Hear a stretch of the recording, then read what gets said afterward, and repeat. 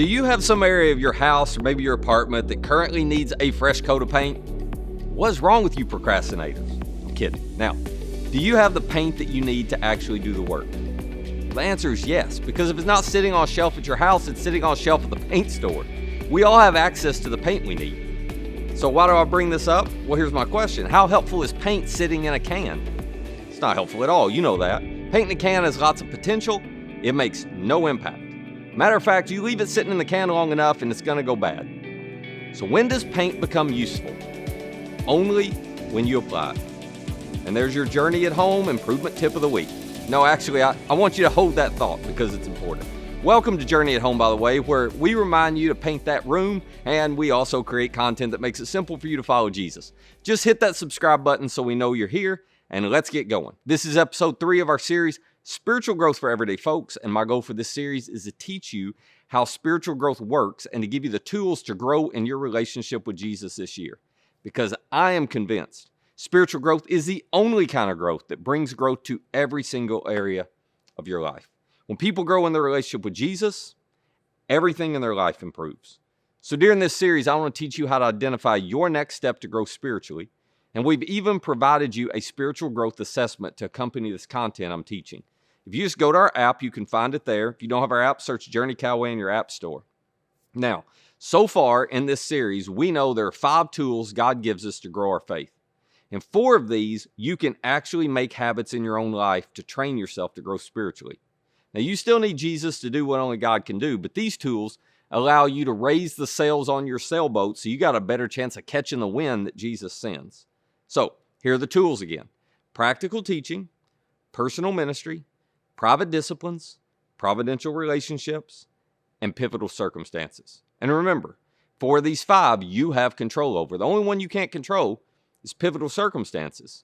You can't control when they come into your life, but training with the other 4, well, they prepare you for all the circumstances that are coming your way. Now, last episode, we talked about providential relationships. In this episode, we're going to focus on practical teaching. Now, here's why this is so important. Have you ever had something going really well in your life, but you didn't know why it was going well? Maybe it was a relationship that felt stronger than ever to you, but if somebody had asked you what made the difference or why things were so good, you wouldn't have known what to tell them. You'd have just said, I don't know, it's just really good right now. Or maybe your business was growing, your career was taking off, but you didn't know why. You just hoped it didn't stop. Or maybe things at school were better than they'd ever been, but you couldn't explain what was making the difference. I mean, we all want life to go well, but if you don't know why something's working when it's working, you won't know how to fix it when it's not working. And maybe that's where some of you are today. Something's not going great in your life. Your finances, a marriage, a friendship, a family relationship, a career. Something that used to be good just isn't as good now.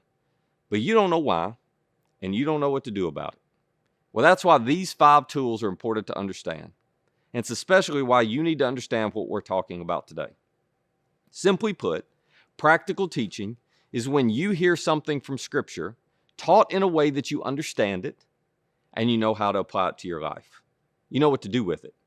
That I'm not just talking about information. Lots of churches are in the education and information game. They view the Bible as content to be covered. They assume if they teach people the Bible, well, they've done their job. We're not actually trying to do that around here. We're trying to teach you how to apply the Scriptures so it changes your life for the better. Now, if that sounds wrong to you and you're beginning to think I'm a heretic, let me show you where I got this idea. This may sound crazy to you, but it's actually not. When you read Jesus' most famous teaching that we call the Sermon on the Mount, you find everything he taught was about what we should do, not what we should know. And that's how Jesus always taught. He taught for application, not information. He taught us how to do things like forgive and give and serve and love and honor others with our sexual choices and keep our commitments and pray and trust him. The entire Sermon on the Mount teaching is basically a how-to manual for life.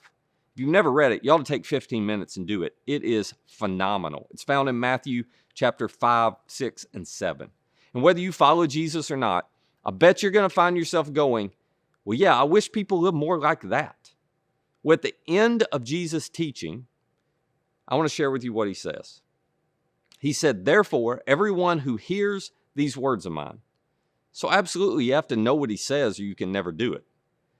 But learning isn't enough. Learning isn't even the goal. He says, everyone who hears these words of mine and puts them into practice is like a wise man who built his house on the rock. He built it on a solid foundation. And then Jesus says the rain came down. These are pivotal circumstances. The streams rose. The winds blew and beat against that house, because doing what Jesus says is not going to protect you from every storm. They're still coming. These are the pivotal circumstances you have to be ready for. Yet, Jesus said, the house didn't fall because it had its foundation on the rock. Question: how do you have a faith strong enough to withstand any storm that life brings your way? Answer: you build it in advance. The time to build a foundation is not when the storm comes. It is before the storm comes. How do you build that solid foundation for your life? Well, Jesus said, you take what he says and you put it into practice. You get the paint out of the can. You pick up a paintbrush and you apply it. Because only applied paint improves your house. And only applied truth improves your faith. When it comes to spiritual growth, according to Jesus, the difference is not in the knowing, the difference is in the doing. Spiritual growth isn't triggered by what you learn. It's triggered by what you do with what you learn. It's when you see how Jesus says to live life and to honor relationships and to make your sexual choices and to manage your money and to respond when you've been hurt and to serve with your time. And then you trust him enough to do what he says to do. That is what helps you grow spiritually. Knowing what to do is not any better than paint sitting in a can in your closet. But applying it, well, that changes things. The difference is in the doing. Now, this explains a mystery that you knew wasn't right, but you just didn't know why. You know some Christians who know the Bible inside and out. They can tell you all the stories, they can quote all the verses, but they are some of the most difficult, least loving, least like Jesus people you know. And the reason is because they don't trust Jesus enough to actually do anything that he said. I mean, they're in 3 Bible studies, but they're sleeping with their girlfriend. They never miss church, but they're incredibly greedy with what they have. They read their Bible every day, but their anger is out of control. And as you watch that, it just didn't add up to you. Well, Jesus actually describes at the end of his Sermon on the Mount that person for us. He says, but everyone who hears these words of mine and does not put them into practice is like a foolish man who built his house on sand. And the rain came down. Here come the pivotal circumstances. The streams rose. The winds blew and beat against that house. And it fell with a great crash. So what is the difference between the wise person and the foolish one? Jesus said the difference is in the doing. When the bottom fell out, their life crashed not because God failed them. Their life crashed because their faith and trust in God failed them. Their disobedience over the course of time, their failure to practice what Jesus taught, would undermine their life and their faith without them even realizing it. This means, by the way, you can have 100% attendance at church all year and still be a fool. You can know all the stories and read your Bible every day and still miss the point. Because being a consistent attender or reader isn't what's valuable. Being a consistent doer, though, well, that has extraordinary value. So Jesus warns, if you want a big faith and a solid foundation in life, you got to do more than believe.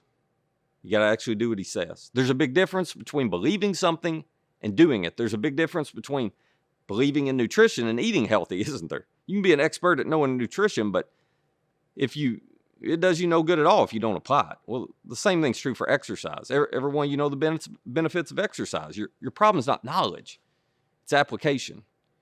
You can know how to live on a budget, but if you don't do it, you're still going to waste money. And as heretical as this may sound, knowing the Bible is not what changes your life. Jesus would tell you that because the same principle applies. Matter of fact, if you think about it, they didn't even have the Bible as we know it for the first 400 years after Jesus. But they had the teachings of Jesus, and in some cases, they had the writings of people like Paul. And those early followers of Jesus just applied what they knew because they knew the difference was in the doing. But when you choose to leave Jesus' teachings in the can on the shelf, what Jesus says, it's a really foolish way to live. This is why, by the way, from preschool to kids and students, all the way to adults, we focus here at Journey on teaching you what to do with what Jesus said. I am not interested in preparing you to win a Bible trivia contest. I'm trying to prepare you to have a big, deep trust in Jesus when the pivotal circumstances of life come your way. So listen, if you have kids or you have students, Let me just tell you something. They need to be taught every week how to pick up a brush and apply what Jesus said to their lives. And that's what we do for them in our kid and student environments. And if I can just push a little bit, them being here every now and then to hear it is not going to help them. They need weekly practice. Come on, think about it. You would never assume that your kid could go to 2 practices a month and be good at their sport or hobby. You make sure they never miss a practice for that. Well, you might ought to make sure they never miss a spiritual growth practice either. The benefits for that, well, dare I say that's going to last them way longer than whatever playing days they have in their sport or their hobby. This is also why all of our small groups that are here at Journey discuss the sermon every Sunday, because we're focused on applying what we hear, not just filling up our notebooks with some more Bible knowledge. So here's the question that I want to leave you with. What are you doing with what you hear? I mean, when you watch this or you attend on Sunday and you walk out, what are you going to do with what you learned? Are you just ready to move from information to application and start practicing it? Or you just want to fill up a notebook with some facts? Listen, I know application's not easy. It's easier to talk about self-control than it is to develop it. It's easier to talk about serving and loving and giving than it is to practice it. But this isn't about learning. You're here to grow, so am I. And you can do this. Don't just leave what you learned sitting on the shelf. Pick up the brush, get to applying. Quite honestly, most of us know way more about what Jesus says than we're doing right now. And it's why we're not growing spiritually. We keep looking for God to show us the next big thing. He's going, nope, you hadn't even done the last thing I showed you. So let's not be those people. You got this. You can start asking Jesus to help you do what you already know He says to do. Let's get to showing what we're knowing, because the difference is always in the doing.